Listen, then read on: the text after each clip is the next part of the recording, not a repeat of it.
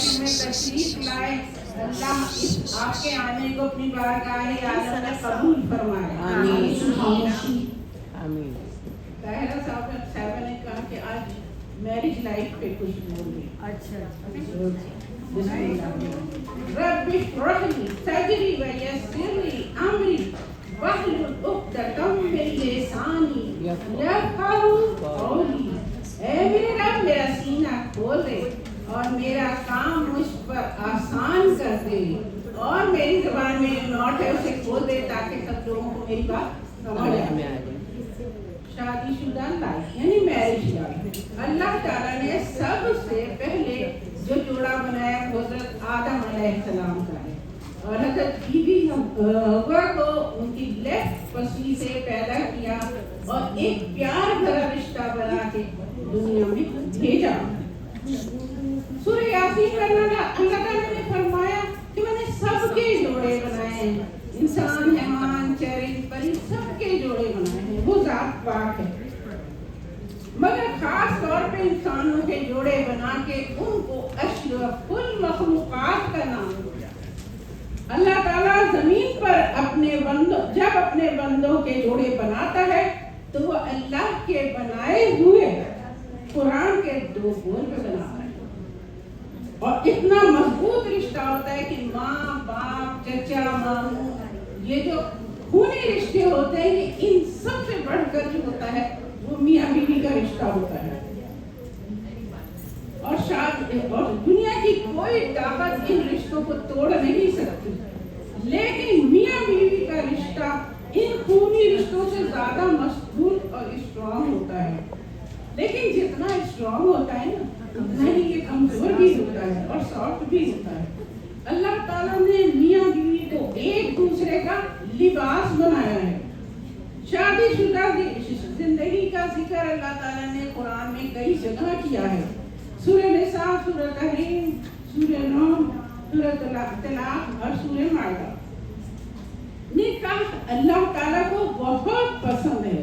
جب نکاح ہو رہا ہوتا ہے تو اللہ تعالیٰ اپنی رحمت کے فرشتے بھیجتا ہے، سبحان اللہ، اور پھر نکاح کے بعد ان کے گھروں میں اپنی رحمت اور نعمت اولاد کی شکل میں عطا کرتا ہے۔ اللہ تعالیٰ شادی کے بعد میاں بیوی پر نسل انسانی کی ذمہ داری ڈالتا ہے۔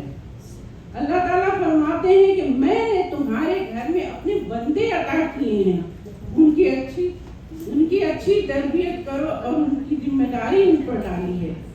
نبی پاک نے فرمایا میاں بیوی کے درمیان جو رنجش ہو اس کو ختم کرو، چھوٹی چھوٹی باتوں کو عیدوں کا مسئلہ مت بناؤ، اب گزر سے کام لو۔ شادی شدہ لائف یعنی میرج لائف کا دوسرا نام ہے کمپرومائز کرنا، ٹالریٹ کرنا، پیشنس سے کام لینا۔ شادی میں جتنے فن اور کلر نظر آتے ہیں وہ اتنے ہوتے نہیں ہیں، بلکہ یہ کلر ہمیں خود بھرنے ہوتے ہیں۔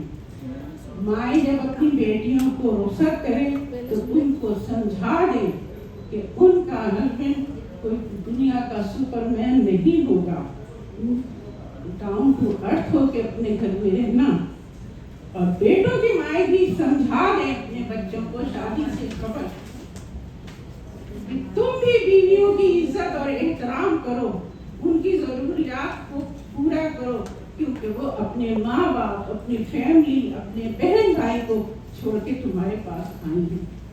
شوہر کبھی باہر سے آتا ہے، وہ تھکا ہوا ہوتا ہے، باہر کی ٹینشنیں ہوتی ہیں، تو وہ کبھی آ کے کرینکی ہو جائے اور وہ غصہ ہو جائے، تو ایک سمجھدار بیوی کا فرض یہ ہے کہ وہ چپ ہو جائے، تھوڑی دیر کے بعد جب ہسبینڈ ٹھنڈا ہو جائے، اس کا مزاج سکون میں آ جائے تو تب وہ کمپلیٹ کر سکتی ہے۔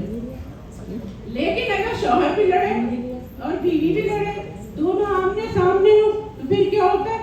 دنیا والے تماشا دیکھتے ہیں، دنیا والے انجوائے کرتے ہیں، کوئی آپ کی ہمدردی نہیں کرتے۔ اللہ تعالیٰ رحیم ہے، کریم ہے، وہ اپنے بندوں سے بہت پیار کرتا ہے۔ اللہ اپنے بندوں سے 70 ماؤں سے بھی بڑھ کر پیار کرتا ہے۔ اگر اللہ نہ کرے بہت خراب حالات ہو جائیں تو اللہ نے دوسرا راستہ رکھا ہے۔ اگر ظلم کرنا گناہ ہے تو ظلم سہنا بھی گناہ ہے، تو اللہ اپنے بندوں سے اتنی محبت کرتا ہے کہ وہ ظلم کا نہیں सकता, तो एक दूसरा रास्ता रखा है कि तलाक ले लो, लेकिन बहुत मजबूरी की हालत में, जब बिल्कुल हालात खराब हो जाए, छोटी छोटी बातों पर नहीं। फिर मियाँ कहीं होता है, बीवी कहीं होती है, बच्चे कहीं होते हैं, और बच्चे फुटबॉल की तरह इधर से उधर रुल रहे होते हैं। नुकसान किसका होता है इन सब हादसों? बच्चों का। बच्चे रुल रहे होते हैं और दूसरे अपने साथी बच्चों के वालिदैन को बड़ी हसरत से देखते हैं और बहुत उदास हो जाते हैं वो बच्चे। ब्रोकन फैमिली के बच्चे कभी मुकम्मल इंसान नहीं होते। कुरान पाक में सूरह रूम में अल्लाह ताला ने फरमाया, मिन आयात, मेरी निशानियों में से मियाँ बीवी एक निशानी है। अल्लाह ताला ने और किसी रिश्ते को अपनी निशानियां नहीं कहा है। उसकी निशानियों में यह है कि तुम्हारे लिए दूसरी जिन्स की बीवियां पैदा की ताकि तुम उनसे राहत हासिल करो और औरत अपनी शौहर से राहत हासिल करे, दोनों एक दूसरे से मोहब्बत करें। कुछ मर्द की फितरी ख्वाहिश होती है, जो औरत बीवी से, और जो बीवी की कुछ फितरी ख्वाहिश आती है वो होती है वो हस्बैंड से पूरी होती है। तो अल्लाह ताला ने मियाँ बीवी को एक दूसरे की राहत, मोहब्बत और सुकून के लिए पैदा किया है। मोहब्बत, सुकून और हमदर्दी, ये तीन चीजें हों जिन्हें जो घर बसाने पर मजबूर करती हैं।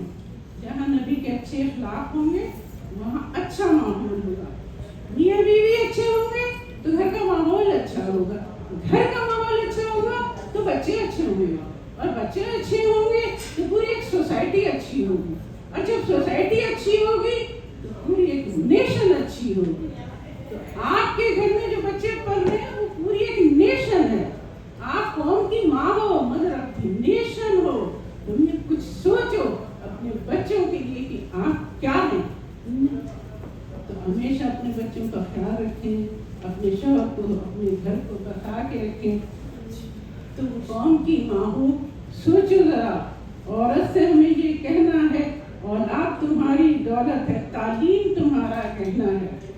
अल्लाह से आखिर में ये मेरी दुआ है कि ए ज़मीन और आसमान के मालिक, ए शहंशाह आलम जिसकी बादशाहत को कभी ज़वाल नहीं, उससे मेरी दुआ है कि अल्लाह ताला हमारे बच्चों को, हमें अपने घर में हमेशा आबाद रखे, सुखी रखे, सब मियाँ बीवी बच्चे सब खुश रहें। और आपके दिलों में कोई भी अगर इस वक्त अपने हस्बैंड से रंजिश है तो इस नबी की महफिल में सोच करके जाएं कि आज ये खत्म कर देंगे इंशाअल्लाह। वमा अलैना इल्ला बलागुल मुबीन।